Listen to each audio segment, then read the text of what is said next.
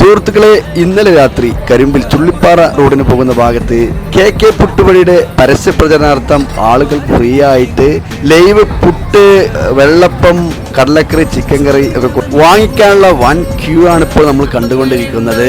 വൈകിട്ട് 5 മണി മുതൽ രാത്രി 9:30 മണി വരെ ഏകദേശം 600 ചില്ലാം ആളുകൾക്കുള്ള ഫുഡ് ഇന്നിവിടെ കൊടുത്തു എന്നാണ് കമ്പനി പറയുന്നത്. അപ്പൊ നല്ല ആളുകളാണ്. അതുപോലെ 2 ആളുകൾ പെട്ടെന്നായിട്ട് കടലക്കറിയും അതുപോലെ വെള്ളപ്പവും സാധനങ്ങൾ ഉണ്ടാക്കുന്ന ആ ഒരു കാഴ്ചയാണ് ഇപ്പോൾ നമ്മൾ കാണുന്നത്.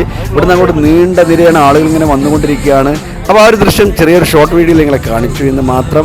കെ പുട്ടുയുടെ മാനേജറാണിത്.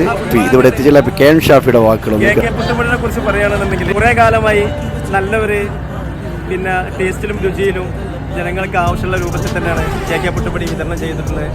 അവരെ ആ ഒരു സംശുദ്ധി കീപ്പ് ചെയ്തുകൊണ്ടിരിക്കുന്ന ആ ഒരു ബിസിനസ്സിൻ്റെ മെത്തേഡ് കൂടിയാണ് ഇതിൻ്റെ ഒരു